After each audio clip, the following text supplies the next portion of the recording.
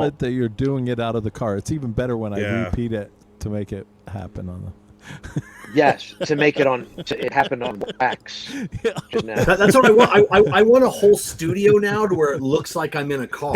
That's kind of what I want now. You know, I'm You completely revamped Kevin's way of doing things now. Yeah. Trying to find the right place to do these things because there's so much noise in my life. You know, children running around, so on. And I was like, I'm just going to go into the garage for a little while. It's not like you have a dog barking.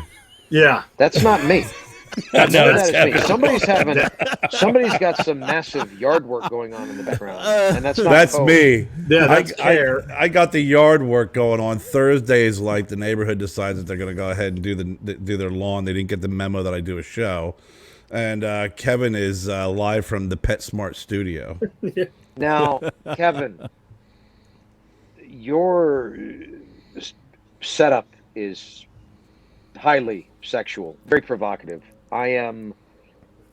You should have seen the nudes we were looking at of him before you got on. Oh, bro! I mean, so much man it abounds. Well, here, and let me pop this up because Matt, when I was actually cleaning up this picture, what do you get? You gotta preface that with something. You know, let me just whip this out. Let me just pop this up real quick for you, Matt. All right, it's gonna take him a minute, Matt. He's a little old. Your viewers just dropped quickly, but as I was cleaning up this picture, I really had to. I had to get really close. I had to zoom in, and I had to clean up and erase the areas around the thigh area, and I oddly got aroused and disgusted all at once. This is how arousal should be, though. It should be riveting, and you should have an equal amount of disgust or terror along with your arousal. Terror. Yeah, because this is truly thrilling, a thrilling state of arousal. If it's just aroused, it's Skinamax, bro. It's no good. Skinamax. But I want to say something. Can I say something? I'm so shy. And am I doing okay, Kevin? You're doing fantastic. Awesome. I sometimes beautiful. do well. Thank you, Kevin. I have to say something to you, and this is a massive shout out to you. This cat is such a real one that when Daddy sends him man gifts, okay, he hangs them up and he proudly presents them, even though I hate to assume, and I wouldn't assume, but I would assume that maybe there are some companies that throw you a little, squanch to promote their products. And you, as a shrewd promoter of oneself and your show, you do deals that are strategically correct for you and your show, right? Not, I don't think you step outside of the bounds of. We do. I mean, everybody knows that what we do takes a lot of help from a lot of manufacturers. We appreciate the help we get, but there are certain manufacturers, and there are certain manufacturers, yourself included, and one Mr. Saka, Dunbarton Tobacco and Trust, that we absolutely refuse to take any financial anything. Not that I don't respect. Those companies are. If the company has $1 billion, I don't mind taking a little bit of that money. So yeah. I would like to say that our currency is BDE. Yes. And some lack BDE. I think everyone on this particular Cleveland steamer yard, as we call it, is chock full of that level of energy. And but shout out to the big companies that spend countless dollars because they lack the equity that people like Lars have authentically. So shout out to your marketing departments. Was that too cruel? Stop trolling my followers, you fucking pukes. Oh, sorry. Yeah. Wait a minute. I love that. That was great. Oh, my God. I am really that professional. I'm sorry. I love it. It's okay. Traffic can really irritate someone. You're in the car. You know what? It's You know what I'm saying? It gets frustrating. it But gets is it a car or frustrating. a You know what's boat? even more interesting is when people pull up on side of you and say, "Hey, just so you know, we've actually been copying your shit for years. We love you."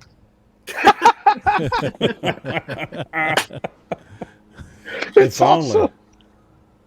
Just send the checks. I don't understand. I checked my mailbox today. It's not there. It's weird. I get mine electronically, so yeah, no nice. Check. Maybe there's a digit out of place for me. Yeah, except there are some companies, and I'm waiting on a check from one. It's like, hey, can we send you a check? And I go, what? I guess. I mean, I sent you an invoice with a clickable link. Click it. You don't have to print it and send me a check. Click it. No, because that would actually happen instantaneously. Yeah, it's weird. Yeah. We've gone down the Hershey highway of destruction. Yes. It's with a check. It's automatic net 60. Has anyone noticed how much ass eating is going on these days? And why are we like proud? Like I have a feeling that it's always been going on, like since the beginning of time. We're not doing anything now that they didn't do in the Roman times. But in the Roman times, you didn't pull out a papyrus and write it down. I like ass, and then send it out amongst the masses. The scroll. Yeah, sure you did. Felt shit but we have wet wipes now, so it's a lot easier. Oh yeah, I forgot about wet wipe. Yeah. I do. Okay, look, I'm not saying that ass eating wasn't a thing. Okay, it's always been a thing. But what I'm saying is that it, at least in my belief, it was a bit more. At one point, it was for the slightly more adventurous, and now it's like the Tuesday evening at the soup plantation is ass eating. It's like super. It's almost like, hey, kiss my mouth, and now. Also, yeah. Does that make sense? It does. It's far more standard fare. It's like But anything goes nowadays. Look at so you posted a picture, of me naked in front of this sign. So how many years ago? How many years ago in the cigar industry? Where that wasn't accepted, like I would have been ostracized from the community. People would have questioned my sexuality, and I'm not. Well, this is probably just 5 years ago. Well, probably 5 years ago, I could have posted that. Baby, you got to remember, 40 years ago, I was already putting nudity on my bands. Yeah. I was rolling around to that, So, but yes, you had to go into a store. A brick and mortar, and to see Lars Tetens naked. Yes. Now, as my nephew was over here a couple weeks ago helping me assemble some products, he said he opened up his Instagram and he was scared. He goes, Kevin, I do not like to open my Instagram and be scared. And I go, well, Peyton, you are a man now. That's what life is. It's scary. There's no sex life on Instagram. I was so enamored by your efforts and your support. I can't. They don't even make the words to express how grateful I am for you, and also how aroused I am by you on a regular basis. This. Look at this sign. You can't. It's go big or go home. Like what am I gonna do with like a small sign? Like, oh, okay, that's cool. Maybe a topless photo. But a giant sign like this, you just anything less than what I did would have been spitting in your face. That would have been I disappreciated the effort you sent. I'm glad you thought out the whole process of the small sign, topless, big sign. I mean, it was well thought out, Kevin. Yes. Oh God, it was so thoughtfully composed, provocative, tasteful. Like Bush was concealed a bit, right? Yeah. I mean, from what I understand, you did some airbrushing in the more critical regions, or photoshopping, as you called it. But I mean, I was, crisply erect for days after that. Yeah. I did. What's up, Kartik Shaw just hopped on. I did. Shit! How you doing? I did airbrush a couple of abs for Kevin. Yes, nice. I appreciate that. Abs are overrated now. Abs are just that's dad bods, baby. Dad bods are in, and I don't know if they're in. Well, I'll tell you what. I have a pretty sexy intro that I think everyone's going to appreciate. So we're going to be back with Matt, Kevin, and Lars in about 28 seconds. This one's for you, Kevin.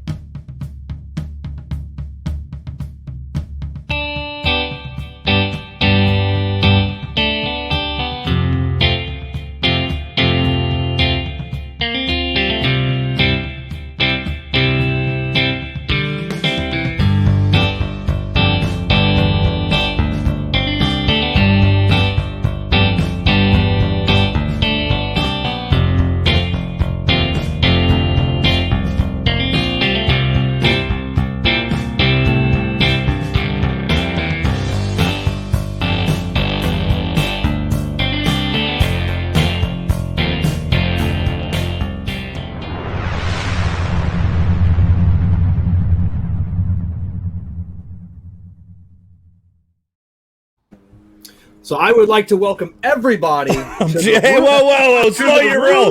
The room 101. Hold on, wait. All right, he that forgets. That was a sexy intro. That was a sexy intro. That was the power of muting. The power of muting. Hola, brothers and sisters of Leaf, and welcome to Stogie Road Diaries.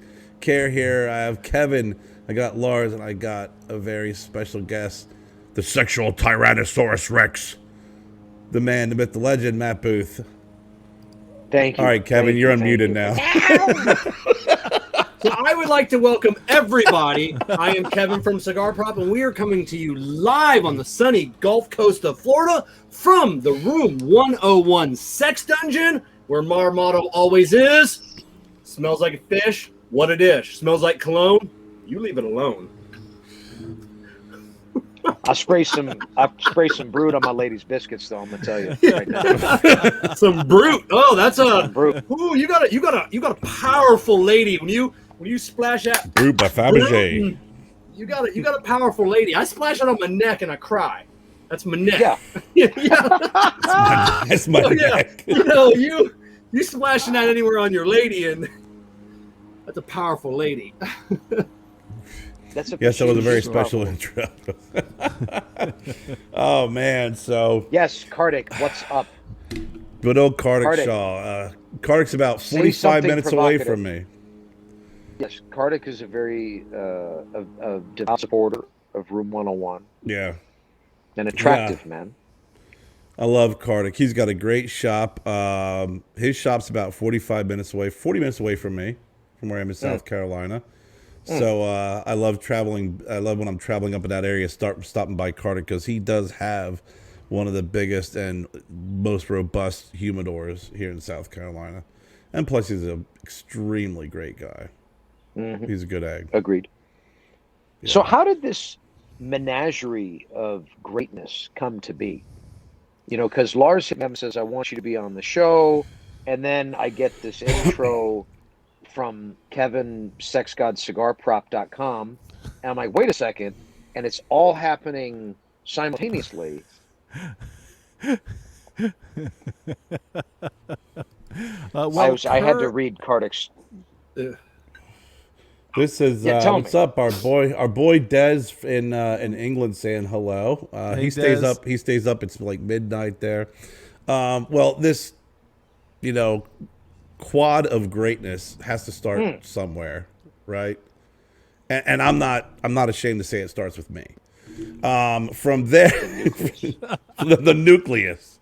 Actually, Lars and I have been friends for a while. Kevin and I go back quite a ways, and we were talking about having different guests on the show. And Lars is like, "Hey, I want to have Matt Booth on," and Kevin's like, "Dude, he's incredible, great guy," and obviously Kevin's already did his photo shoot, so we were able to align this and have you on. I mean, I'm a fan of your cigars, and even was part of the Death and his Bucket jewelry. group.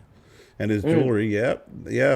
I was part of the Limited Cigar Association's Death Bucket release, and was just blown away by that cigar. And that's really how we came about. So, we just get together every Thursday night. We talk, we have fun, we talk cigars, we talk about whatever. Understood. No script, no questions, no. What do you you know? What do you talk about? Well, You talk about cigars. I mean, we have questions. We have questions. Aliens. Oh, I got questions. Reptilians, Vaccines. Reptilians. Yeah, That's it. Anything. ass eating. We already Yes. have a Ass subject. eating. We Yes. got it. we've already covered that. It was a shitty wet subject, wipes. but we already covered it. Yeah, I don't know that it's been covered fully. I don't know if it's been covered fully. It is a deep subject. It is a deep subject. So Especially Max, with somebody like Gene Simmons. And I did have the pleasure Oh. of smoking this evening. Oh, great Oh, cigar. yes. A little orb of pleasure for your treasure vessel there. It's nice. This is definitely a Put it in your delight. mouth. Yeah. Look at that. Slowly. Just let me watch. Do it Do it. slowly. Do it gently. Do it slowly. Good. Do it slowly. Gently. You sound like Arnold Schwarzenegger. I've done that to Yes. cats at shops, and they're like, Yes. and then they won't do it. I'm like, that's weak. Yeah. Yeah. Weak. Like I'm flirting with you, and you won't even. Is nothing. Nothing. I mean, What did I some fly guys here have for? some guys have a hard time with that. You know, They expressing. don't trust themselves. They don't trust themselves. They don't because when they don't trust themselves around a man like yourself. You're handsome. You're charming. You're a wordsmith. So a lot of guys are like, oh hey, you know, there's no guy that's gonna ever make me take my clothes off for him. And then it's like, you meet Matt Booth. You best. They will fall. Yeah, in you- love. About 15 seconds later. Yeah, you best. Yeah. That's it. Next thing you know, Spaghetti's- you're like, yes. But what happened? Wait, what? Spaghetti straight to till it hits hot water. Frank questions your dedication, Kevin. Oh my god. Oh my god. Frank is questioning your dedication. He wants to know why you're not naked now, Kevin. You know, It's, a real player knows when to hold him, know when to fold him. You just can't give it up like that. Strategically, Not without Photoshop. yeah. You want to, you gotta go over the OnlyFans. You want to see the. Yeah, no, and it's crazy.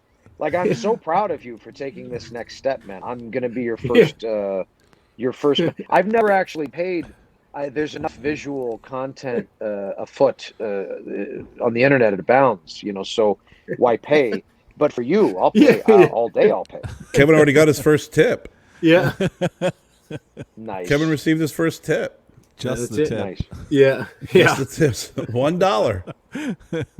So Matt, I would like to go hop in the Wayback Machine because do you Do it. remember when you came across Lars Tetens? Not the man, the cigar, the brand.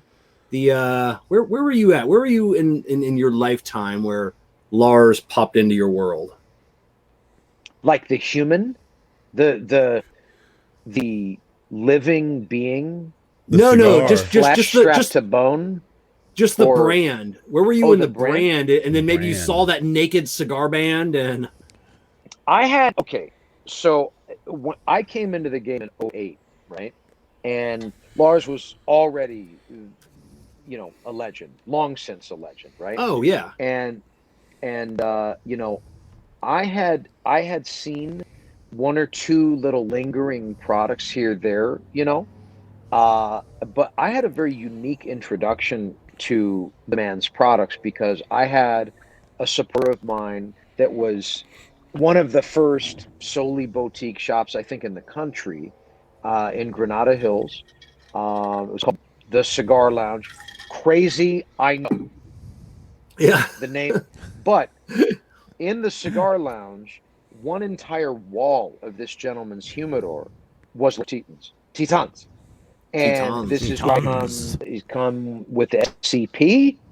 I see all Oh these my God, fine- the SCPs. the SCP, dog. Down I cow chiefed pimping, one down. baby. I chiefed one down at gentleman's shop very pleasurably. And so I was literally introduced, like, and I consider that the real introduction, right, to his products, because it was all of them at once. It was as if I was in a showroom of Tetens. And this is a very unique opportunity. And you know, So it's that's one. funny. This was like 12, 11, 12, something like that. I just smoked an SCP that a friend of mine, when he was out at this this guy who owns a cigar store. I'm not supposed to mention where it is, but he brought him back to his house where he had a secret stash of my sticks going back 35, 40 years. So he brought out like some 35-year-old SCPs. Didn't even have a band yet. Bro. And in a bag, no band. It was one of the best. I smoked it with him. In fact, I put a little bit on live on Facebook. It was so good. 35 years old. It was incredible. I was really happy about that, especially because I rolled every one of those individually myself. Was that during the White Boy Cigar era? Wait, Lars, was that during the White Boy Cigar era? No, that was even the White Boy Cigar was a little bit before that. Gotcha. So that was like the first year. So I don't know if you know this, Matt, but when I first started rolling cigars, nobody knew my name. I mean, first of all, they gave me crappy tobacco to roll cigars because they didn't want to waste it. And I had to create blends out of that. And then I would go around and get other tobacco and then make blends. But they didn't know my name for at least a year, so they just called me White Boy. Hey, White Boy, roll up these cigars. White Boy, do this. White Boy, do that. White Boy, mop up the bathroom, whatever. And so when they had my cigars on their counter in the front thing, in this like little stand-up humidor on top of their real humidor, they had a cardboard sign the guy wrote in one of the magic markers, White Boy Cigars. Now, I want to go back for a second, Lars. You made a comment, and then something that has never happened to me. Has anybody in the chat panel, anybody been in this room that's in this on the show tonight? You ever been into a lounge somewhere and be like, and the owner goes, "Hey, you want to go back to my house? I got some other cigars there." You know, wait, what? Yes. No, that's it. That does happen. Just get, if you just like to get in my van, just get in my van. We'll go over there. No windows. I have a boat. I have a boat. Yeah. That has like never happened to me. Yeah. Many things. Yeah, I'm not dumb. Show me the candy first. You know. Yeah. So I have a proposition. I just thought of this because I've actually this week I got this fucking hair. Sometimes I just catch a case of the fuck arounds and then I just start going down the wormhole of whatever I'm thinking about. And I thought, I have a lot of really, really great friends in this business. And I mean, some of you know who you are, you're not, but everyone else, 99% great friends. And my treasure is that 99 out of the 99 are all my senior. I'm junior to all of them. And so we share a friendship, but I am also their fan simultaneously. You see what I'm saying? And it's a very unique position to be in. And many of them are so inspiring, so ultimately inspiring. And two people this week, I was like, bro, why don't we just do a fucking project together? Because I could kind of like fanboy masturbate a little bit, and then we could put something out that people would consume and enjoy, and it would be super unique and interesting. And Lars, I think we should make a variation on the Stone Cold Pimpin'. Oh yeah. I am 100%. Becoming aggressively flirtatious with you on the internet right now. I am down with you on that, and I'll do anything with you, baby. Completely anything. I felt, what's interesting? I just felt adrenaline. That was the longest laugh after that comment, Lars. I felt it over here. I felt it. Yeah, it's radiating. It's just, it's moving out. Are you kidding me? When I saw Matt in person the first time, I was just like, wow, this is what a real man looks like. Whoa. Now we're talking.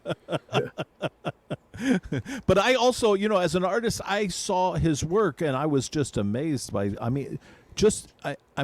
look, his cigars are great, but the jewelry he makes, it's amazing. Yeah. It's really amazing stuff. I appreciate and he that. is just a consummate artist all around in everything he does. He's brilliant. He's just a one of those real artists, real genius Basting guys. myself. He's amazing. Yeah. This is too much. No, this I is love too it. kind. It's true. But I mean, please continue. But it's too much. It is. It is. Some artists, they'll end up smoking some Fuka. Yes. Some artists are like fat and old like me, but then you have the artists who are sexy and gorgeous and like Kevin. hot, like you. As soon as you said that, Kevin shifted to a closer camera. Yes. Yes. That was almost time. He's got the sexy cat. All of a sudden. Wow. Yes. Well, thank you, Lars. Thank you. Jesus. Oh, wait a minute. He's not talking about me. No. Oh, my bad. No. That's all right, Kev. We need you closer. It just, there you go. Yeah. Love it. Matt, you said something that's pretty. It resonates. As you said, to your friends with people that you're also fans of their products, and 100%. I've grown to be really good friends with Lars, and I tell the story. I remember being introduced to his cigar in 1997 in a small cigar shop in Harrisburg, Pennsylvania, and I remembered smoking that cigar, and it just stood out. And then here I am, decades later, co-hosting a show with him, and we're friends. Mm-hmm. I mean, really it's, good. It's amazing. It really is, because I am a fan of his products. I'm a fan of his Leatherworks. He's done some seasoning for us as well. Mm-hmm. Another person in their own rights, much like you, where when they direct their creative juices into a project, it's going to be a winner. I try to put all of my creative liquids into everything that I do, deeply inside. I can't wait to come to California. There's no hesitation there. Good God! I feel like I'm like commenting on a race. I just feel like I'm sitting up in a booth. It's like, and there's Lars with a zinger. There's Matt with a sexual innuendo, and there's Kevin trying to get closer to the camera. Man, I got to take some lessons from Kevin, man. His his entire setup, bro. Lighting. It's so profile. badass, right? Yeah, my shit's like a free for. I'm like a walking yard sale. I sit down with my phone and do these things, and his shit is programmed. Yeah, but this is, I mean, this is what I do for not a living. I have a real job like everybody else, but I mean, this is, I mean, if you're gonna do something, go out. I mean, if you're gonna do something, consistently, do it right, and do it right, and that's and that goes for if you want to be in the cigar media world or making cigars in general. How many people they don't even do it right? They want to start a brand. And then they go to this company and be like, I would like that cigar number 8. I would like you to put my band on it, please. Do it if you're gonna put something out there, a product, be it media or put you into it. That's it. Deep inside. Yeah, look at Care. Care has been rebranding for what has it been, Care? 6 months, 9 months? It's probably been a good 6 months with switching factories and working through blends, and But you could have just switched factories in a week, been back up and running, and nobody would have been the wiser. And we had some offers, and some stuff, but I mean, we didn't want to do that. I mean, Kier wants quality. Kier, that's one of the things I really love about his cigars is he really wants quality all the time, consistency, deliciousness. And then do you guys feel that and I've seen a real resurgence of that in probably the last 2 years, not just in the cigar world anymore. It's everybody is wanting quality. We're getting sick and tired of buying something 3 times, 4 times. We've learned, my refrigerator or whatever, my wireless earbuds. There's no more $30 wireless earbuds. You go out and you spend $300 on a good set of earbuds, and then they just last you. And that's it. And that's just everything. We've seen this great resurgence in people wanting quality, and it's really in the cigar world. It's been great. People just want that quality, and those like Room 101 is shining.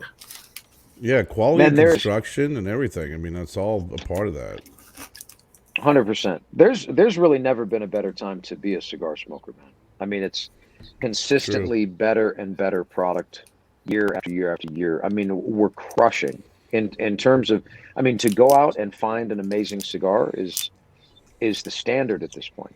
I mean, look, man, different strokes, different folks, but you could argue that in terms of consistency in manufacturing, um, and overall quality, man. I mean, we've never had a better selection of premium cigars at our disposal Which forces you to be on your as A smokers. game, right? It Well, forces everybody to be on their A game because there's so many options and quality that if you're not, you'll go to the wayside. well, you have to be on your A game, but A game isn't enough. You have to have brand, and you Right. have to have something else because, man, I mean, if you could get a great cigar from myself, from yourself, from Lars, and 20 other people, you have to give people a beacon or a frequency that they can pick up on, to connect with, Mm-hmm. because Yeah, they're going to you know, consume you. But yeah, no, definitely. it's like the old Head and Shoulders commercial. You only get one chance to make a first impression. In this world of Mm, cigars, when you walk into a lounge and you're hit with 1,000 facings of something, and if mhm. that and you choose a cigar you've never chose before, and it doesn't hit the first time, you potentially lost the customer forever. You You Dangerous. fucked you up. you you get that one shot. It's You done dandruff. fucked up. That's it. Got Yes, Matt, Dan. what shot. what vehicle are are you? you sitting in? Yeah. Yeah, my man Daryl Iverson down here in Anderson wants to know what you're sitting in. This is my 54 Chevy hardtop. Wow. Nice. It's That's cool. awesome. Yeah. It's beautiful. It's immaculate on the inside. It's Thank you, awesome. man. Beautiful. I'm beautiful. What's partial the to it. what color is? It's silver. Yeah, just like We in all the painted a in all Volkswagen, actually in Volkswagen. all the photos care, the hundreds of photos that Matt has of that car all over Instagram and Facebook. That's cool. That's cool. I, Hey Kevin, hey Kevin. Um, Instead of forwarding the photos of you nude, send me a Damn. couple pictures of the Chevy Yeah. of the Bro, vehicle. yeah, we need to get, wait till I get next to that, and I'm gonna get yeah, some naked photos in that that's what car. I was Oh, just gonna yeah. suggest, bro. Lowrider magazine, That's it. I'm gonna put my sweaty ass prints 1992. right on that car. You Right on that Freaking car. get out the all over it. plastic and put it down on the seats. Right? Yeah, yeah. This ain't his grandma's house. Yeah, Yeah, at grandma's house. yeah, that's it. Yeah, Yeah. yeah. Kevin, you go sit on over there in that plastic.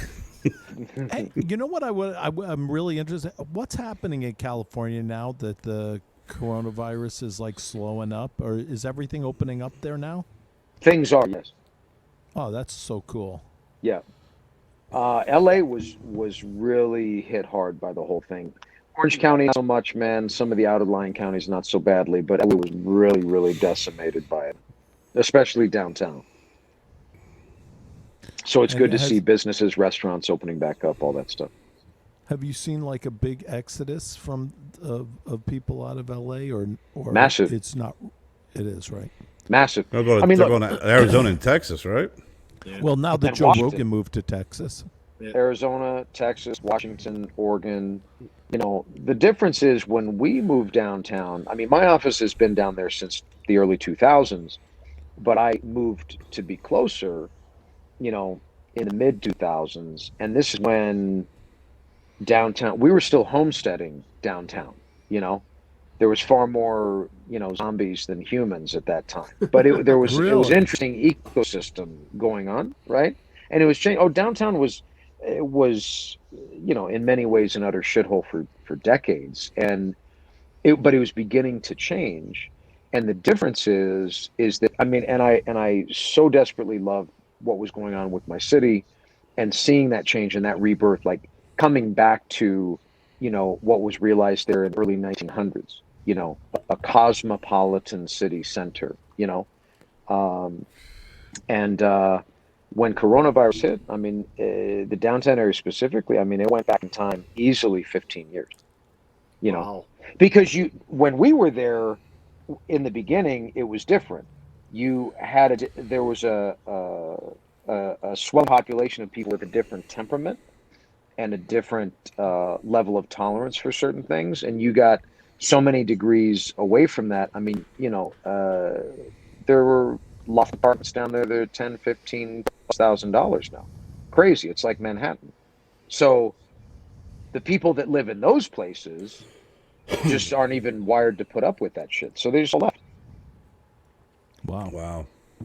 So I mean, and like fast, like within a couple months they were gone. So, but I mean, people come back. It's too New cool of a city people will not. come there. Yeah, for sure. Yeah. Yeah. Too down. Was that a downward vibe? We must uplift now. No, I actually, it was really interesting. I'm really fascinated what's happening with the whole thing of California, especially because it seemed like, and listen, I love the Joe Rogan podcast stuff. They're great. He's a great interviewer. He's a great dude. But it seemed like once he started to leave, he was bringing everybody with him. He was just like everybody was. Preaching the gospel of Exodus, right? Yeah. Yeah. And it wasn't just LA. I think it was like major cities. So once he started that, I think he inspired a bunch of people from even New York City, Chicago, bigger cities that people were just leaving. Well, what was going on? I mean, when you think about what was actually occurring, it was. I mean, I know folks who've left, and I've seen the hot spots of what was going on during the coronavirus. It just wasn't a financial decision. It was also some folks were just, they couldn't stand being cooped up. When you live in a city like that, being able to walk around and be free and do what you could do. And now all of a sudden, now you're in your studio apartment all the time, or you're in a confined small, to your apartment. You're confined. And a lot of people just had to get the hell out because, you've seen, and I'm trying to pull us out of this down, but I'm going to do a shitty job of this. You talked about the increased rates of suicide and depression. People had to get out just to save themselves. Yeah, that's true. That is true. I mean, they're saying that the state of California actually reported an actual decrease in its population for the first time in the state's history, because I just read that. Yeah, more people go there every year because it's fucking amazing. I mean, you go to LA for 10 seconds, you walk outside, you're like, okay, I get it. I understand why, and, so more people every year go than leave, and for the first year, that was not the case. Pretty crazy. I love Santa Barbara, but I don't think I would ever get a place out there just because of all the fires. But I love Santa Barbara. I think that area is just awesome. And Santa Monica, Shutters on the Beach, love it. It was very fun. Very fun. Yeah. We'll go have Bloody Mary there. It'll be like fancy ladies on a Sunday or something. Yep. I like the downstairs better. So do I. Yeah.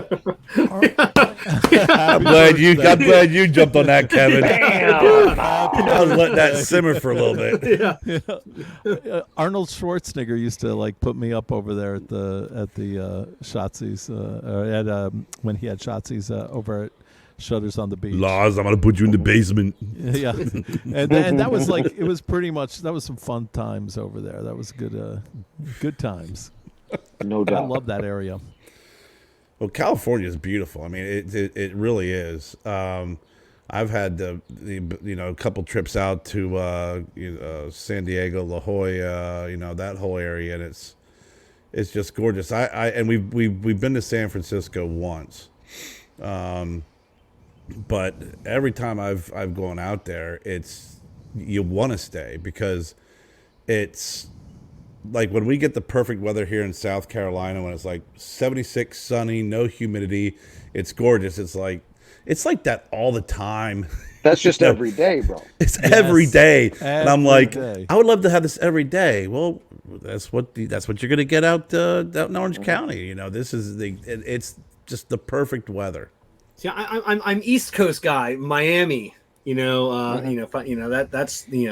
know, but the farthest west I've ever been is New Orleans. I've never been farther west than New Orleans. So you got to out, bro. I do. I would like to see California and compare it to, You'd like to see California? That sounded very Yeah. Very Amish. Yeah, that's it. Yeah, that's it. You know, but I would like to I'd like to compare experience things like the internet in California. yes. I would like to compare Los Angeles to Miami. You know, West Palm Beach, Boca Raton. You know, I think we got it good you know, taxes. We ain't got any taxes here in Florida. That's what I like. Well, it's nice. You know, It's nice. Yeah, that is nice. It's a bit more sweaty, but the taxes Yeah. are low. Yes. Well, yeah. What would you want, more money or less sweat? Yeah. I don't know. 76 humidity is better than 76 tax. Yeah. Yeah. 100. The ceviche is really delicious in Miami, but I gotta say, Shutters on the Beach downstairs, that cafe room has awesome ceviche. We'll get you the I get ceviche. 2 orders of that every time I go there. Even when I'm eating upstairs, in the upstairs, I'll go downstairs before I go have my dinner. Go upstairs and have dinner. I'll have 2 things of ceviche downstairs, and then go upstairs. Tony Costa said, Kevin, Florida's not East Coast. Just FYI. Tony Costa lives in Maine. Tony lives in Maine. He's not even on the East Coast either. Maine is East Coast. Tony is That's South Northeast. Canada.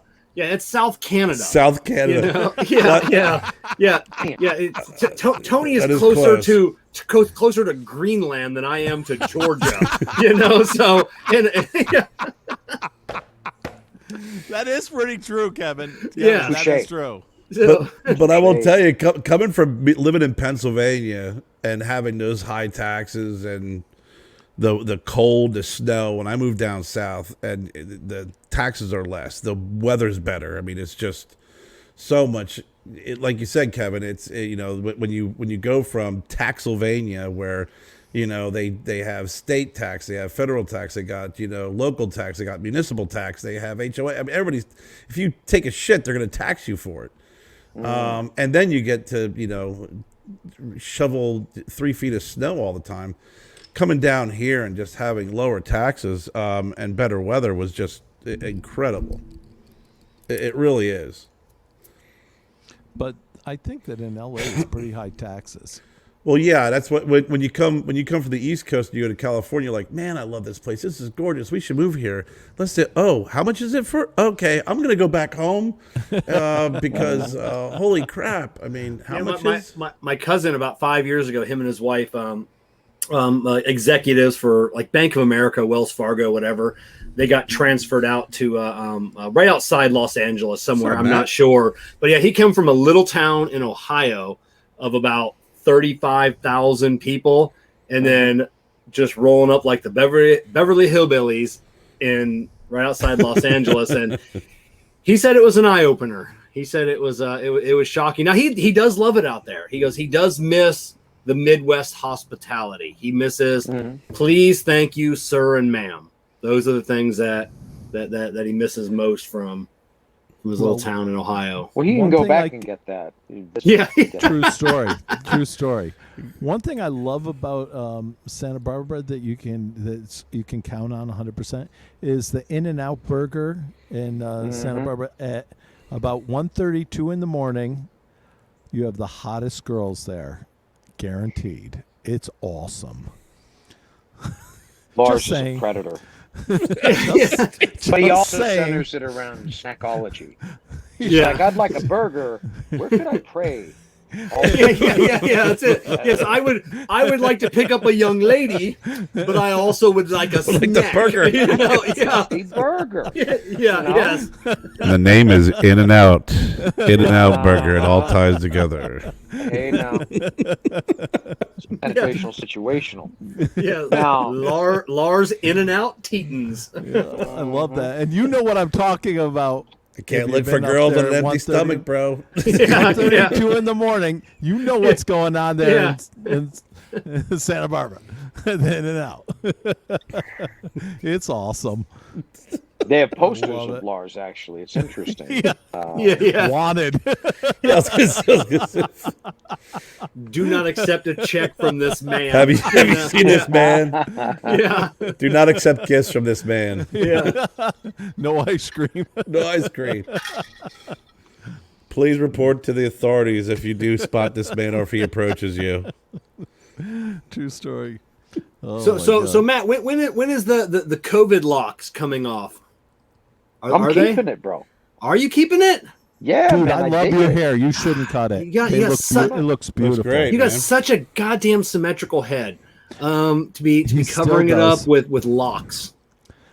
You know, man, I've never had long hair until this point in my life, and I said, "Fuck, I'm just going to go for it. I'm going to see what it looks like." And I love your rather long hair. favor it. I did. Yeah, I mean, I'm not saying it doesn't look bad. It looks sexy as fuck. Yeah. Here we go. Yeah. Lars, you gotta push that microphone away a little bit, buddy. I was gonna say, I mean, how loud was that on Lars' end where it came through the mic, transmitted through the universe? I moved a little closer. You've got aliens that heard that. Hold on for a second, guys. No, I'm sorry. The long guy heard that. That's like cut long. Now he's pushing his lawnmower without his hands right now. I have no idea what's going on over here. shit! Get this party started. He's got a weed whacker. I'll say, happy birthday. if I may be so bold. I'm very intrigued with what you're doing with your show, and I would like to know if you have anything. Well, and I understand that some things are, you got to keep at the hip, right? Because you got to surprise people. But like, is there anything coming up soon that we need to be talking about that's going on with your show? Anybody you're bringing on? Anything cool that you want to? No, I mean we've got a lot of cool guests each and every week. I mean we're doing a live tomorrow. We're giving away a bunch of stuff. We've had some like 4 videos where we've been just giving things away. Manufacturers approach us, brick and mortars. So we try and collect all this stuff. So tomorrow we're having a big giveaway show, and that's one thing that because we really got out of this year of doing cigar reviews. There's so many people doing cigar reviews. We really wanted to focus more on the social media, brand ambassadorships, sponsorships, influencing, whatever it is you want to call what we do. So in lieu of doing cigar reviews, I've just been giving a ton of shit away because that's what we like. We just like giving. So we like making people happy. People, they get a trinket, an item, a cigar, an ashtray, and they feel happy, and that's just what we just like, making people happy. So we're just continuing our tradition this year, of giving stuff away. We've given away 3 big humidors. We've given away hundreds and hundreds of cigars, and so that's all, and then on the cigar prop side, we've got some cigars people are going to be seeing this year. We've got some working with some manufacturers, some brand owners. So you'll be seeing some. With that being said, you're never going to see a cigar prop cigar. I'm gonna tell everybody that right now. I'm not a brand owner. I don't want to sell cigars. That's not my thing. But I've been lucky enough to meet wonderful people like Matt and all these other wonderful manufacturers, to where we're doing some collaborations. We've got some cool stuff in the works. And why you don't call me, Matt? Why you don't call me? I've got okay. So why? So I've got a little black book. Kevin? I've got a little black book of cigar brand owners that I would like to collaborate with. Matt, you were in that book, so I will have an idea or some, a thought, and there are certain brand owners that I think can execute an idea perfectly. So not that you couldn't do this one, but I needed an engineer for one of these projects. I needed a nerd. So I'm like, who in the cigar industry, which I don't want to name a name, is like a nerd, and who is on genius level, like Einstein level. So I reached out to him for this project. Kevin. So thank you. Yeah, yes. so we do have some projects. I got Matt Booth. I'm trying to figure out you are tough, sir. You are tough to what can I do? What can I, what can I bring to the table with Matt Booth? That is your downside, Matt. You are on such a level to where how can I do something that would make you shine even more? And then same thing. The picture you posted on Instagram, create a sticker out of that. I mean, I'm done. I mean, that's the Nice. brand. I love I that. mean, how do you shine, bro? You shine every day, you crazy little diamond. You So sparkly one, so shiny. That was awesome. It's so true. yes.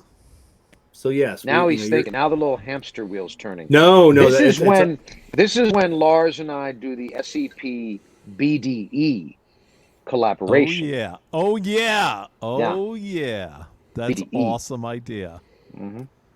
That is awesome. And then somehow you do something with that. I don't know. yeah. You know what I'm talking about. Yes.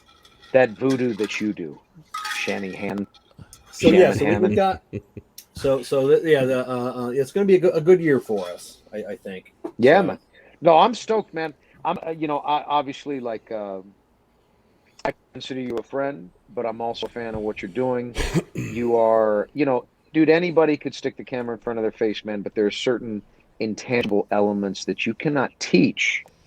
That you just got to have it. You either have it or you don't. And you, my friend, you've got it, and you are building something off of that energy, man. And it's very cool to watch. So I'm enjoying the ride.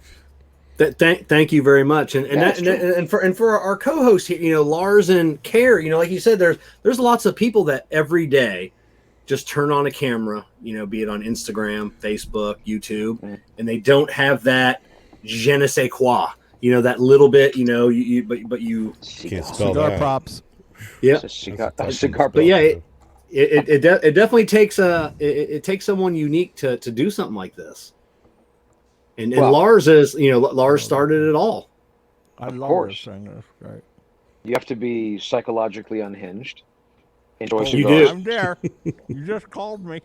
You Yep, you do. You have to be a little unhinged, and you can't be afraid of what people No. think about you. And that's what prevents a lot of people from doing great things. I take those photos, and every time I post one, I get 50 messages, private messages like, I couldn't, how did you do that?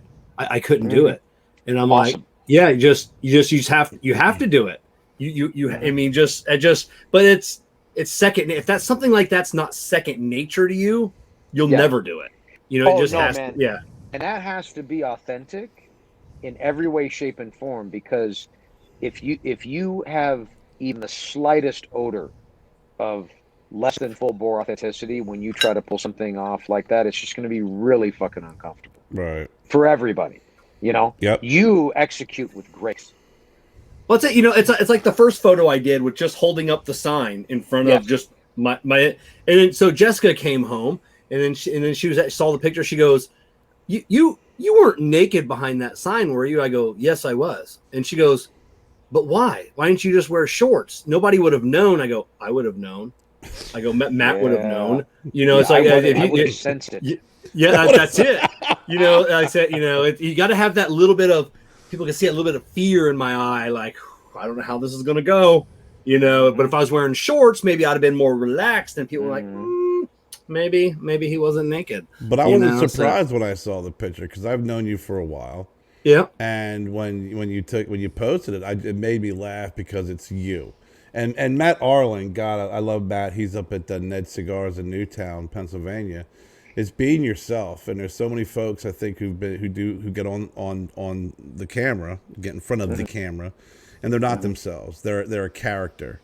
And then when you meet them outside of the show, they're someone completely different. And that was one thing I did when I started this show years ago. Just be yourself. Get on. You should feel comfortable talking to. If the little eyeball reads 3 people or 300 people, you should still feel as comfortable as ever, and talk about what you want to talk about instead of feel like you have to have an agenda and you have to have a plan. I mean, the conversations and the interviews or whatever you want to call it are a journey. And Kevin's another guy who I've been friends with for a while, and I'm a fan of as well. I watch his show. I support his show and support his products. And I've always the one thing that really was a huge turning point was, he had made some personalized stuff for me, and then I lost my brother last June, my older brother. Oh, no, man.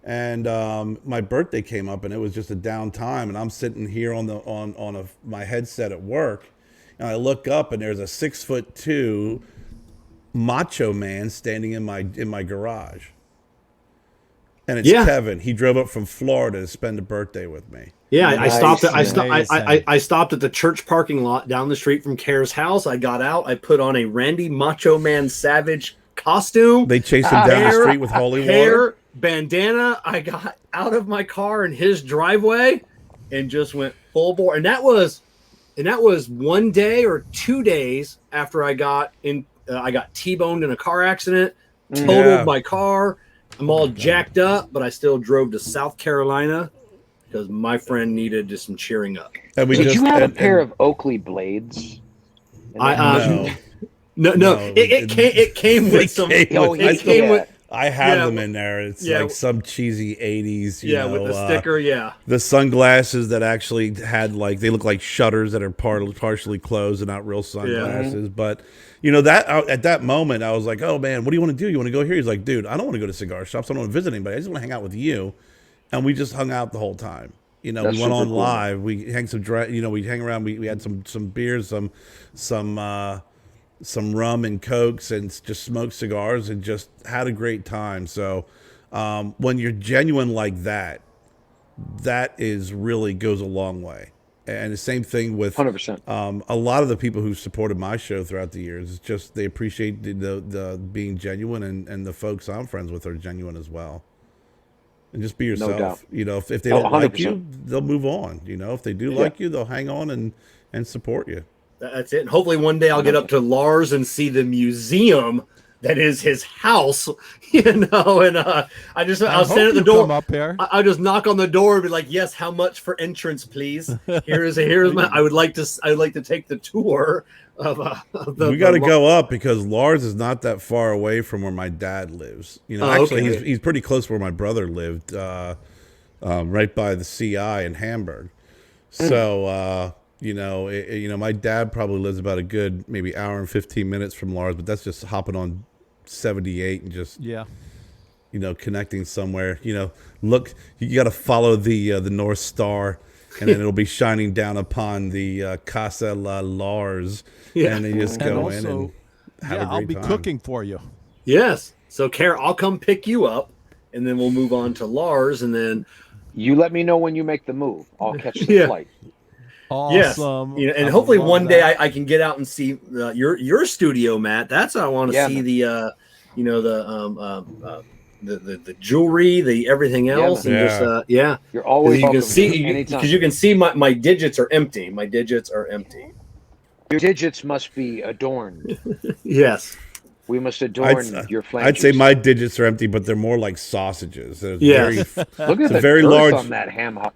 It is. It's like a catcher's. It's like a catcher's mitt. I think it's a size 14 ring. Not that I'm dropping any hints, but.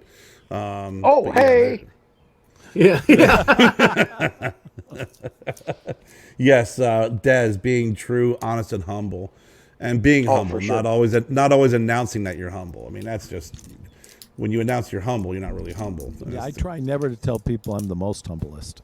Yeah. I'm so humble. Let me tell you how humble I am. Yeah. I'm so humble. Tremendous. So Matt, how's COVID been treating you in the cigar world? Are you up? I mean, I've been finding that a lot. You know, everybody has been up. Everybody's been sales have been up across the board. Look, man. I mean, from a business perspective, with our brand, now you got to remember when 2008 hit. I was just beginning to walk through, you know, try to cross the threshold of the cigar industry, right? Yeah. But I was coming from my core business that, I mean, all of my customers had gone out of business. You know, all of them. Wow. Yeah. You know, Wow. And my private clients that I had a stable of private clients that every month, you know, we'd have 3, 5, like super cool custom commissions going on, you know, I mean, super intimate, but super rad. And just it all flatlined, and it really didn't make me break stride because I was already moving into another space, and seemingly in this space there was no recession. You know, people were still consuming, but I will tell you this: I have not seen people consume in this fashion since before 2008 across all of our categories. I think that and in this business specifically, we're experiencing a boom for the first time Yeah. since the 90s, man. But the main difference, right, is the boom in the 90s was all driven by sensationalism, and this boom is driven by consumption, an escalated Okay. level of consumption, So what brought on the consumption?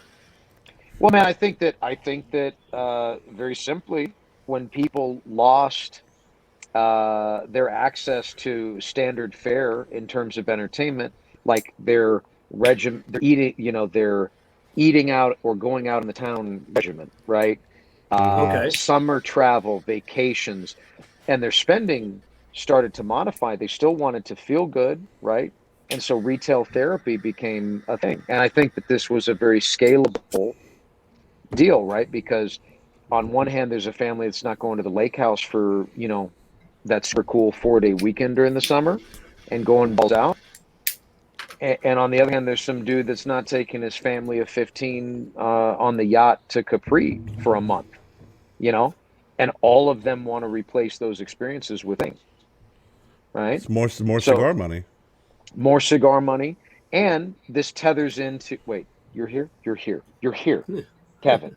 That's Yes. you? That's Kevin. Okay. That's him. So what you were saying is that people more and more and more care for and seek out true craft, true quality, right?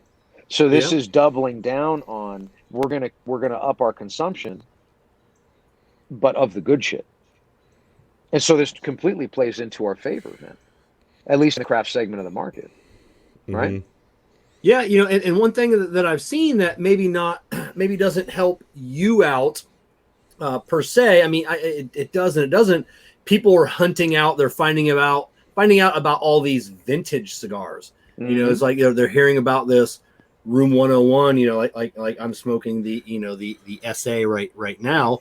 They're hearing about some of these older stuff and they're hunting out and they're seeking these old Room 101s, these original Sakas, these original Nick Melillo foundations, and so hopefully that's bringing them into their. We have more time to do that now. Yeah, that's what you're finding is people have more time to do that. You see more work being done around the house, whether it's better landscaping, and then people are buying online. I mean, I know when things hit. I have a very small online store that I just want to introduce certain boutiques to folks that maybe they can't get anywhere else.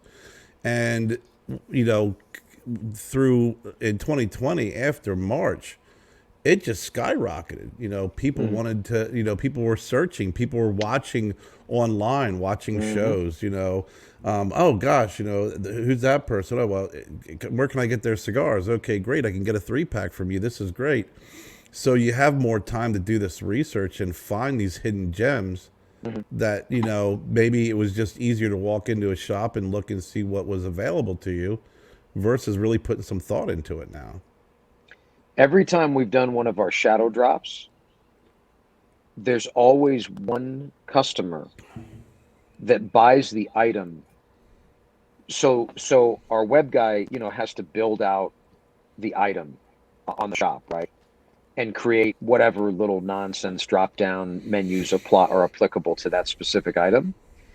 Every time he's been doing that, because he'll build it and then he'll hide it until we release it, right? Yeah.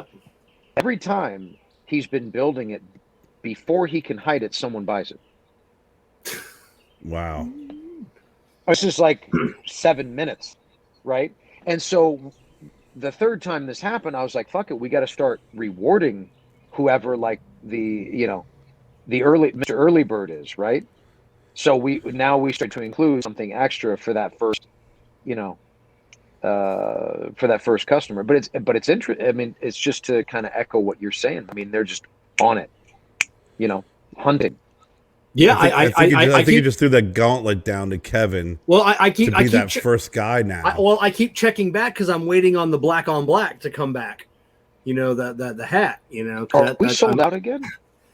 You were the last time I checked. Yeah, and it was yeah. I thought we got more than I'll have to check. I'll have to check too. So, because I'll throw it out there right now. There is not, and I'm just going to throw this out there. There is not a manufacturer that does swag like Room 101. You guys care. You know, like how many manufacturers out there they don't have hats, and if they do, they're fucking trucker hats. And which I'll wear a trucker hat occasionally if I'm smoking a cigar and I got a matching goddamn hat. But I want a fitted hat. I want a fitted hat with a goddamn brim that I can put a level on and have that fucker be straight as an arrow. And I want a quality. I want a quality shirt. But there's so many manufacturers that don't produce swag. They don't produce hats. They don't produce shirts. Well, and people clamor for them. Here's the deal, though. A lot of people produce things that they know they're going to give away for free. We don't give any of that away. We sell it because. Yes, I know the purpose of that. and I greatly appreciate your support. And I have given you I think Jessica just posted. She knows that too, Kevin. Yes. But I want people to treat our merchandise differently, and you treat something that you have bought differently than something that is given to you. You are right. And if people buy it, I can actually make them better shit. I don't have to worry about, I have to, get X amount of shirts or hats that I'm just going to give away that people are going to shit all over because they were free.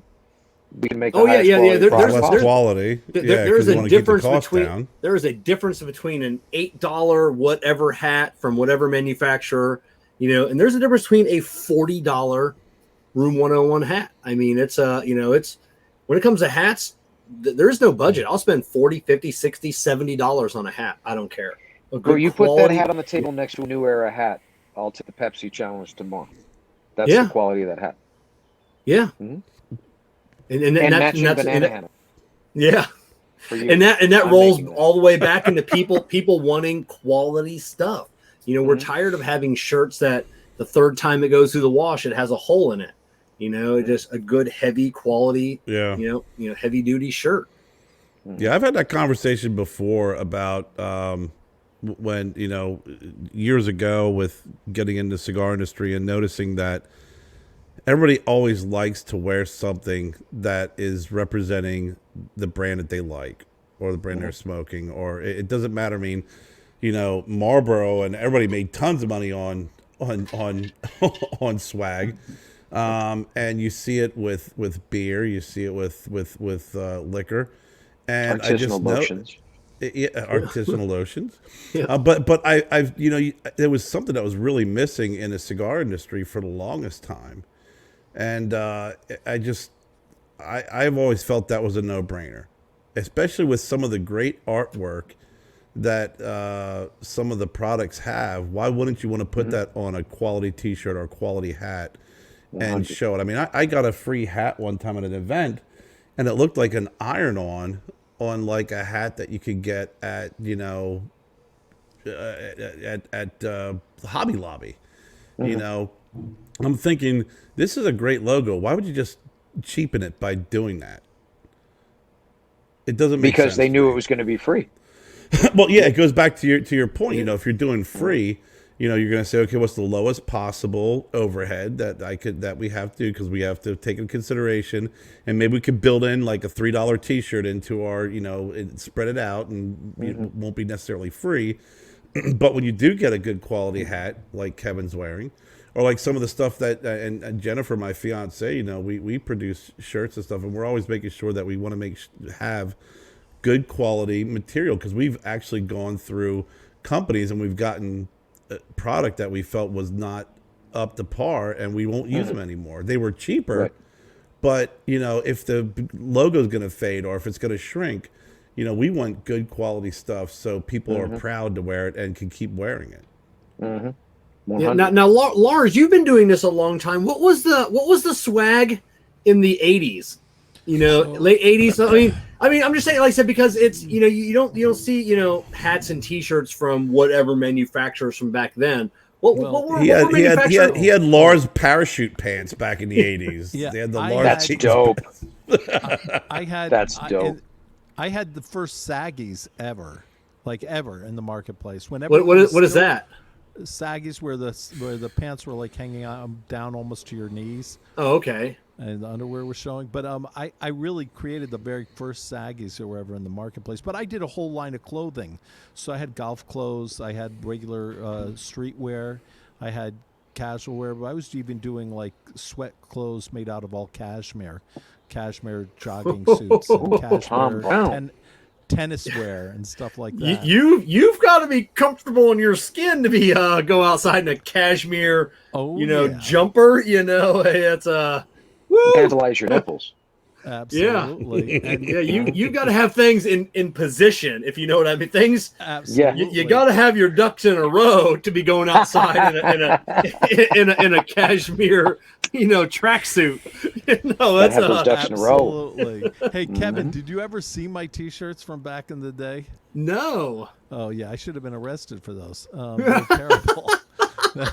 They were so outrageous. You couldn't even get away with that now. It just wouldn't be possible. It would have been a real problem. Walmart would be banning them. Yeah. Oh, forget about it. Every cigar store would ban them. Back in the day, they just didn't even know what to make of it because it was so crazy. And I never had like cigars really in my advertising, except like when one of my partners, I had two girl partners that were back in the day that were in my company, and they had very sexy posters that were up in the cigar places. And then I had that nude girl on the toilet. I'm sure you guys have seen that one. Where she's I'm a fan of both of those things. Yeah. Yep. So, I mean, I had some crazy ass art in the beginning, and then none of the T-shirts were like, okay, so one of the first T-shirts I had out, like in the first three, was for the cigar company. I had like a mother nursing a baby, and it said all-terrain cigars. I dig it. Yeah. I dig it. You'd remember it. Didn't even make sense. Yeah. And then I had like this little boy and this little girl, and the little boy, he's turned towards the girl, and the girl has a little T-shirt on that has a little heart on it, said "I love Lars," and then the boy, you can see he's like pulling his pants down and showing, has his dick out, and it says just Lars Tetens Fat Cigars. Whoa. Yeah, it was just bad stuff. It was really bad. Yeah. So, I mean, now I get the arrest. Yeah. That was my T-shirts. They were really bad, and that's just the lighter. I'm not even going into the rest of them. It was all bad stuff, but it was just so crazy that it was so provocative that like a lot of store owners would just not even want to carry my product just based on the posters and the T-shirts. But you have to go ahead and be able to take that step into really just saying fuck it, and like I'm going to go so radical, and I'm just never going to talk about cigars, and I'm never going to have a cigar in my stuff, except for one. I had two aliens on it. They were both smoking my cigars, and then a little caption saying "Earth, the only place to buy Lars Tetens cigars." That's so far. That's fucking brilliant. I absolutely love that. I dig that one. I bet Lars has a satellite. He's already sent a bunch of Stone Cold Pimpins out into the galaxy as a the first intergalactic outreach from our world. Lars Tetens. Tons. Oh, Matt, the next package I'm going to send out to you, because I totally forgot to send this, and I want to send this out. It's some vintage stuff that I had done when it was probably the second, third, fourth day that I was rolling cigars. Okay. And I just was trying out a couple of them the other day, and I was really surprised how it hit me because, back in the day, nobody was using Ligero. I was like really the first one to use Ligero because I could get it free, and I didn't even know what I was doing, so I got free Ligero because people threw it away, made compost with it, burned it. Nobody used it, and I just used that as a lot of my filler, And I think it was so strong that people didn't even want to go ahead and be involved with getting something that strong. But now, Yeah. Now you people you're love like it. 30 years ahead of your time. But that doesn't Oh yeah, surprise me. yeah. Now people are, that's what Can't they get enough want. of that shit. They're Yeah. clamoring for Exactly. to be knocked on their ass. Mhm. And that's what that's what people want. And People which don't. area has the best? Yeah, people don't want Connecticut. Well, I mean, they still say Connecticut's are the number one selling cigar, but I find that hard to believe because you meet everybody in the cigar world. 99% of the people say they don't like Connecticut. Yeah, how the hell is that still the number one selling cigar? Well, I mean, it is in mass, dude. I mean, Yeah, the people that are buying, it's all like, birthdays, weddings, golf. Yeah. I mean, they're sold in mass. Yeah. You are more plugged in, like in terms of finger on the pulse, right? And that's just kind of an overarching thing yeah. in cigar sales, So, if that so makes Matt, sense. we talked about cigars. We talked about jewelry. You have Room 101 gin. That's correct. That's I'm correct. I'm I'm intrigued by the gin and how that came about because I like Scotch, I like beer, but I do like a good gin. I I know love Kevin's gin. over there with his rum and rum only. We'll let you slide on that one, Kevin, because you're I so am a handsome. simple man. I am a simple man. Yeah, no, we launched Room 101 Gin in 2017, actually with our friends at Fox Cigar Bar in Gilbert, Arizona. They were the first location to carry our product, and we've expanded. Do they still carry it? I'm just Oh gonna yeah, say. Okay, absolutely. so To this day, yeah. Rob's my boy. I'm getting because you can't get Room 101 gin in Florida. Yeah, he So has. so Well, no, you can. You can order it direct to your door from Don's Liquors in oh, San can Jose, you? California. They will ship Okay, to Oh, Florida. that's awesome. Yeah, yeah, Okay. yeah. And but Rob would probably give it to me free. well, that's between y'all. But Okay. I Hey, love he that. bought the hat. He can get a bottle for free. there you go. There you go. No, man, I wanted to release something that I felt was truly on brand across all categories, right? Because we're not just a cigar brand or a jewelry brand. It's a lifestyle collective. And, you know, call me crazy for consistently having a case of the fuck arounds, but I wanted to challenge or act as an agent of provocation to tantalize people into the thought that they could accompany a cigar smoking experience with gin, which traditionally been considered to be, I think, the anti-spirit, of the cigar Right. enthusiast. Well, and it's because traditionally gin is made with an overbearing amount of juniper in its botanical mixture. This is a traditional London dry style gin. It's like when I I love sat down, juniper berries like that. Oh, well, you know, to echo, like I never take anyone else's material. I always give credit. So with the distiller, when I sat down to blend with him the formula that was to become Room 101 gin, I was explaining to him how I understood very well that for it to technically be gin, there must be juniper, but how much is very debatable. So I said, look, if there's going to be juniper in this mixture, it must be a whisper in the distance, right? And we have to be full frontal with citrus and other elements that are clean, crisp, upbeat, non-traditional. And I said, because my experience with traditional gin, and this would be like the handle from Costco, is that it tastes like some shit I cleaned my floor with, you Right. know. And he said, well, Matt, it's very simple. No one wants to be face fucked by pine cones, other than, of course, Lars. Apparently, Lars. happy birthday. Yeah, happy birthday, Mr. President. So, and then we set forth to blend what was to become Room 101 Gin, man. You it's really cool. I hope you get a chance to try it. And Yeah, slowly but definitely. surely and methodically, we continue to enter new states and open new markets. We just opened Texas. It's available in North Carolina by special order. Served proudly at a good deal of the cigar bars in North Carolina, as well as some other bars, restaurants, etc. Available in Hawaii, California, Arizona. So we're getting there. Now, is that something you want to expand outside of gin? Because I love the whole concept of taking a spirit, like you said, that was kind of the anti pairing, if you will, and introduce it and change the whole thought process behind that. Mm-hmm. But do you have any other interest outside of other spirits outside of gin?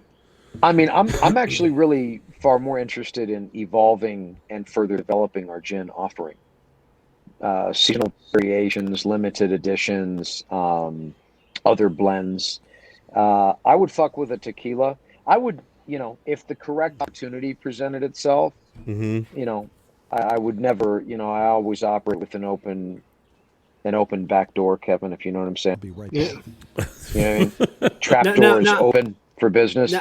Now, for someone that doesn't like, I'm not a spirit drinker to where I like it on the rocks or sipping. I'm not a bourbon, scotch, tequila, sipping gin. How would I prepare your gin, in a mixed fashion? Right, and I will tell you, sir, that it is very delightful, neat. But yes, I'm gonna try that now. Neat. Did you like it chilled or just room temp? I do. No, I like it chilled. But look, if you're going to mix it up, very simple. Put a really great tonic with it. Yep. Fever Tree makes some amazing flavored tonics. I mean, they're are a great additive to my accelerant. Keep it simple. There's nothing more refreshing on a summer day as a gin and tonic with just a little bit of lemon or lime, just a pinch. And I can see that. I mean, I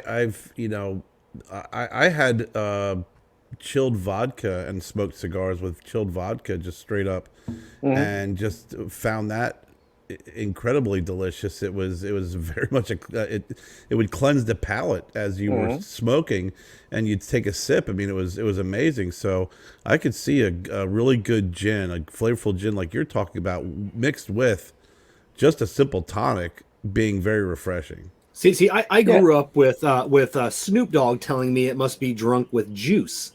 You're misdirected.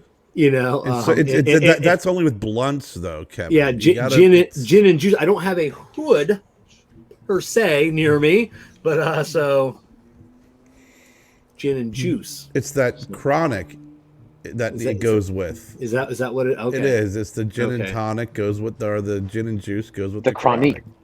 The chronic. Yeah. Okay. The chronic. And then you're fine.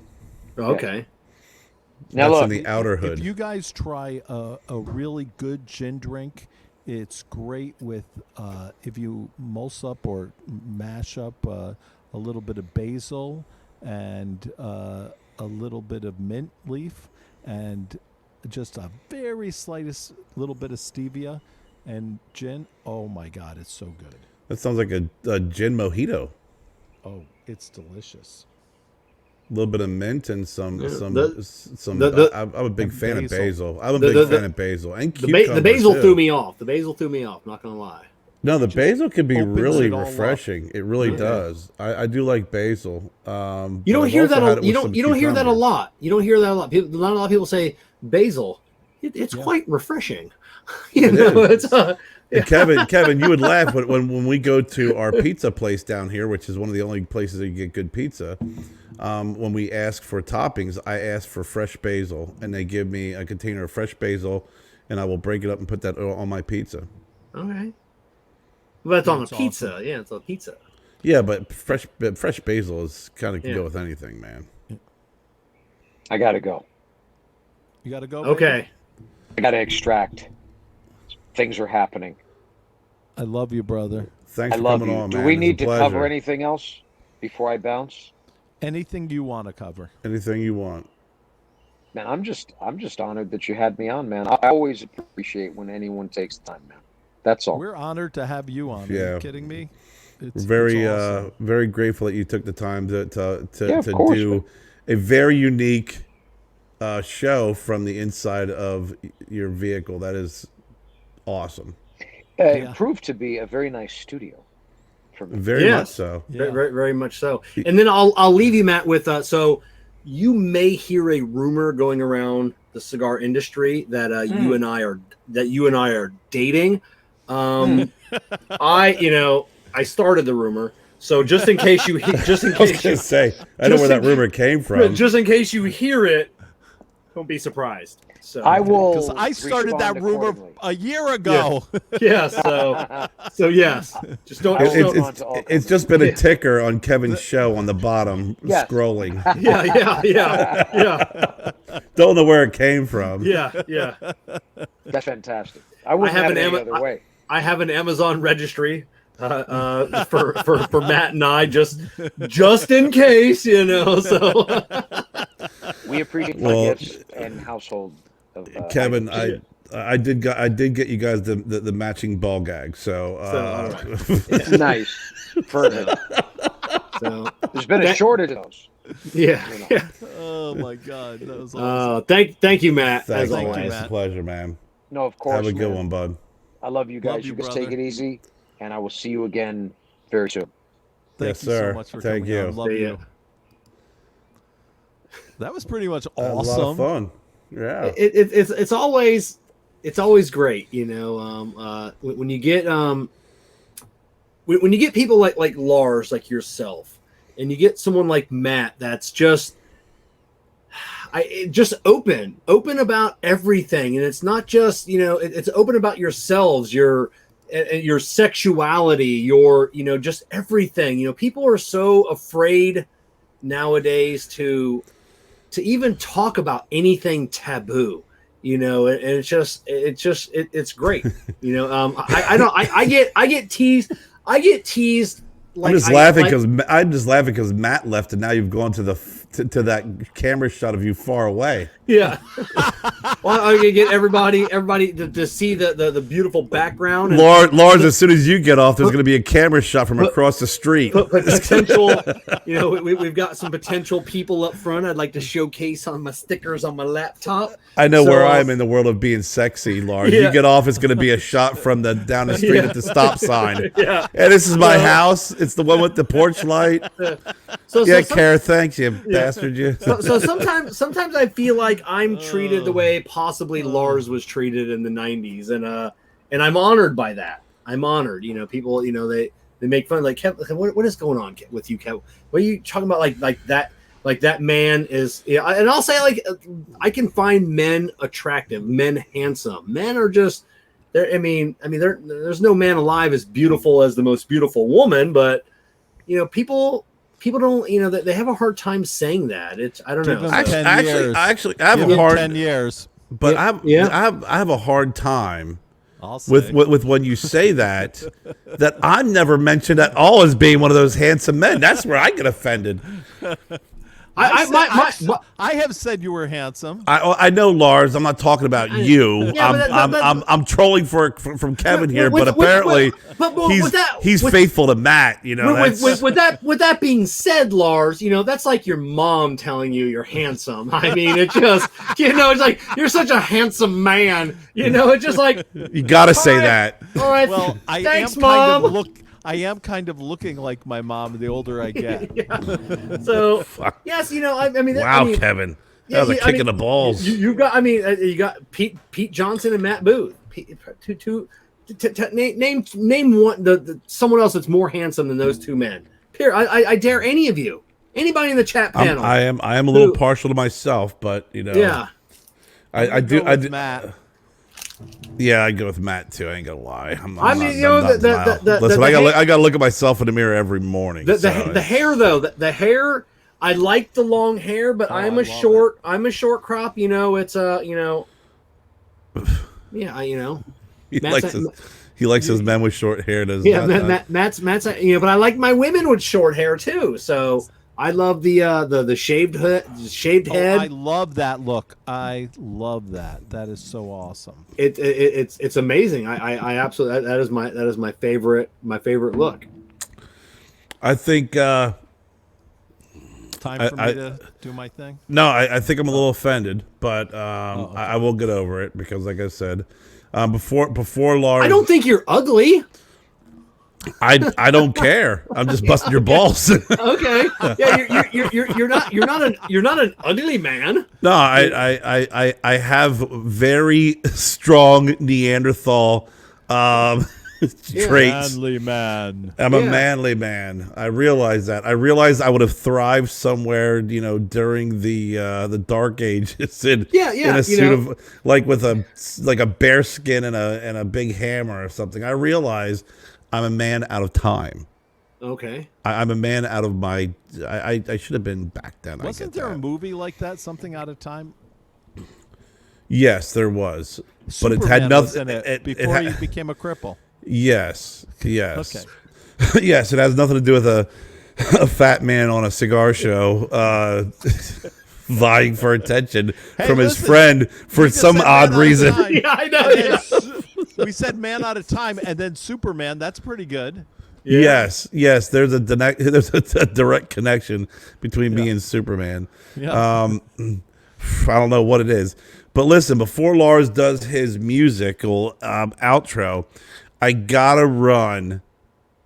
The Broadleaf Bullies has been a podcast that Kevin and I have been doing with Jess and Jennifer, our significant others, our fiancés, the loves of our lives, our inspiration. For some reason, I think Matt may be marbled into this thing in the future. I'm just saying, sorry, Jess, but it's a possibility. But we just finished our first season, and it's literally it's a podcast of us. It's like group therapy. It's like couples therapy. We start off with a topic, but then we just talk about everything. We have so much fun.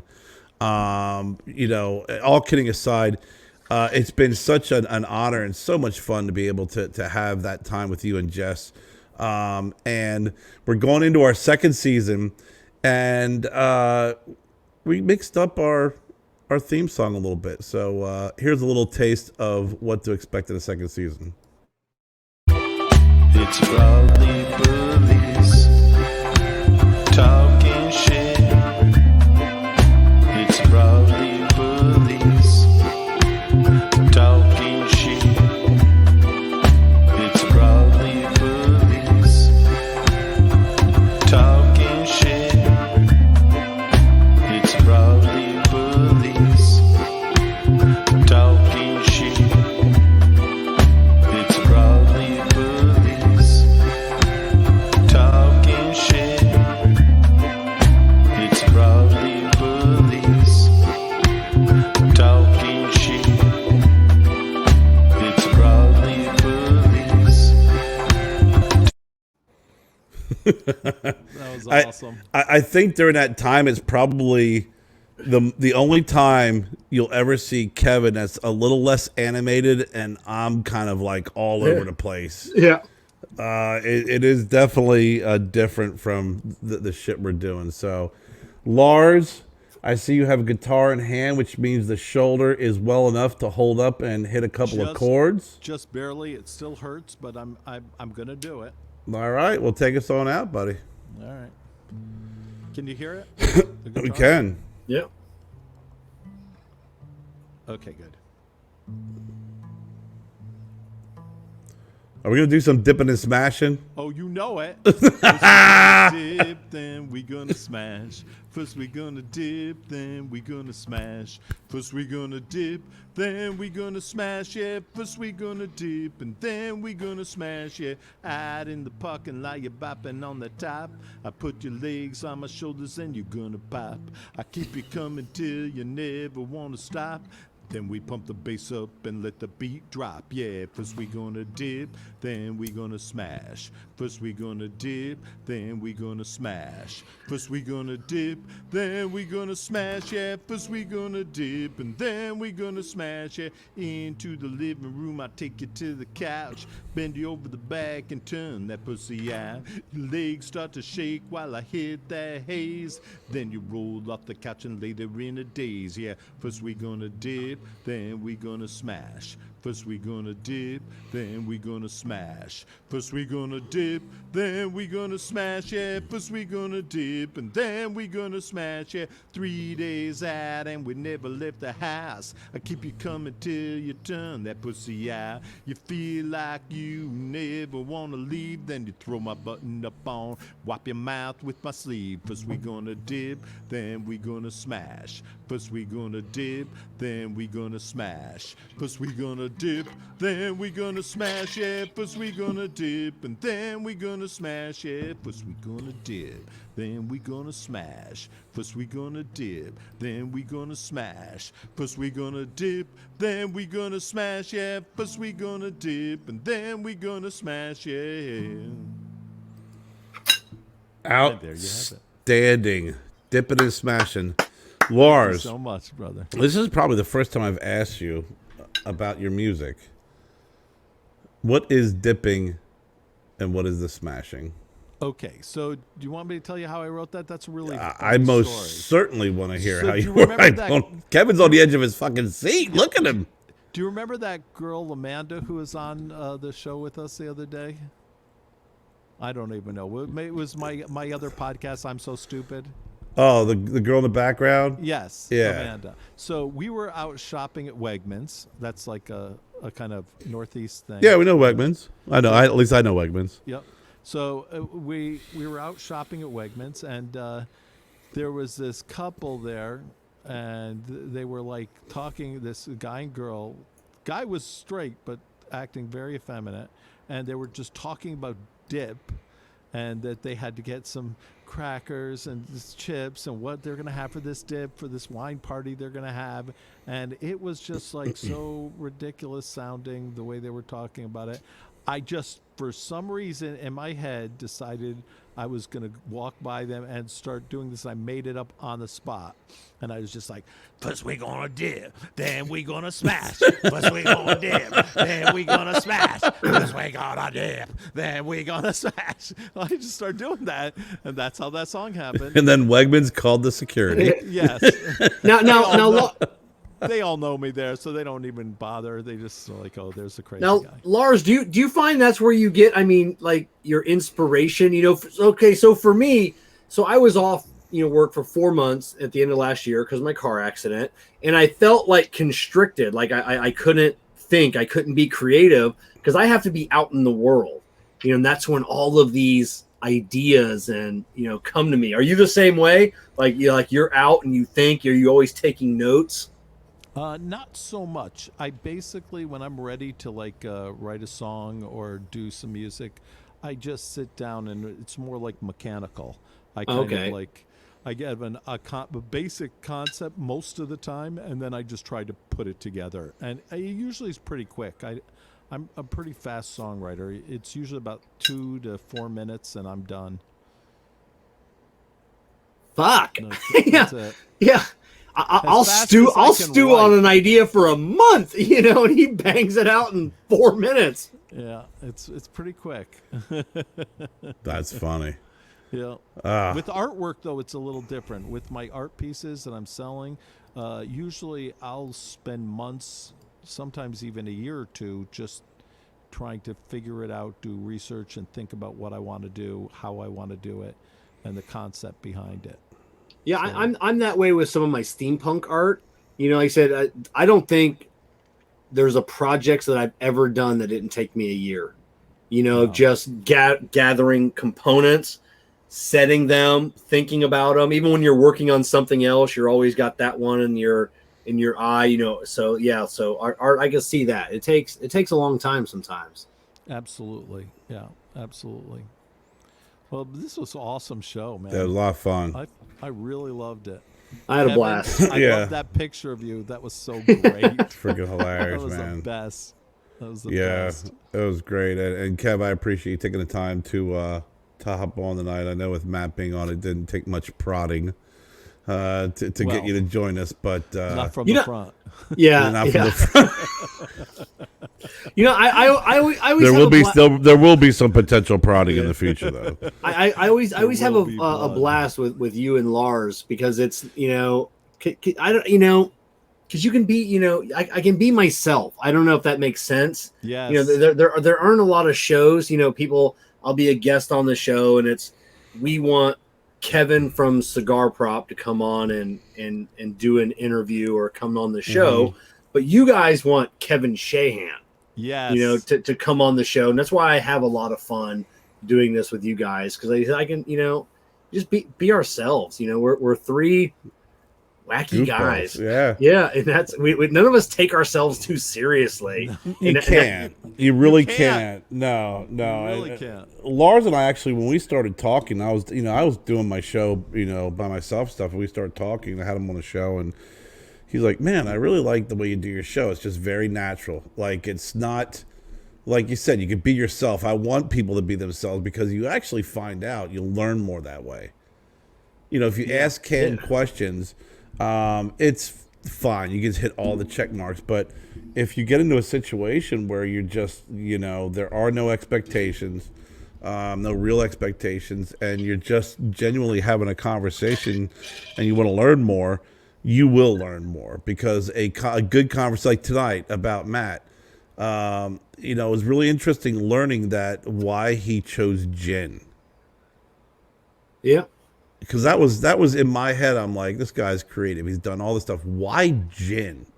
Of all of the drinks that people pair with cigars, why gin? And now I know. Yeah, I mean, because you can phone it in with a scotch, a whiskey, a bourbon. You can beer. I mean, even beer or coffee. I mean, give me a fucking break, right? Yeah, I mean, you can just phone in that order. And you can have it be your own. And yeah, he could sell a whiskey, a bourbon. He could sell that too. But yeah, it's but a gin. And I used to be, and I haven't had his. I was on my phone. I ordered some of his gin. I went to Don's and got a bottle coming my way, because as a bartender, I would make gin cocktails for people, and usually it was just gin and tonic or gin straight. That's all it was. Right. I wasn't a fan of gin at all, but hearing his story, and it's just like, I mean, I'd kind of like to experiment a little bit with some gin, and I'll take Lars's advice, muddle up some, some basil and some mint, and we'll see how it goes. Yeah, it's amazing when you do add a little bit of basil. I've had vodkas and even some gins where they add some some cucumber, and that's so good. For some reason, it always reminds me of like we watched the Big Bang Theory. They had cucumber water. He's like they take the two blandest things in the world, the blandest liquid and the blandest vegetable, and you put them together, and it tastes horrible. But I've always liked that cucumber. It's just so refreshing, and a good gin and tonic is really refreshing. And it was interesting to hear about, how the juniper really is, it kind of goes against and pushes against, when you're smoking a cigar, how it pairs, how when he said, and he's got such a crazy ass way of saying stuff. It's like, I just wanted the juniper, a whisper in the background. Yeah. I'm just like, God dang, freaking write some Room 101 freaking cards or something. I mean, I was just, when he said that, I'm like, what, that makes sense. It's kind of like, when you talk about cigar blending, it's like, well, I want this flavor, but I just want this. I want this in the background. I want some peppery notes, but I want pepper in the background. I don't want to be in the forefront because it'll be too overwhelming. And it was really interesting to hear how he came up with that blend for his gin. And I know I looked it up. They have it at Total Wine and More. So that's something I want to look into as well.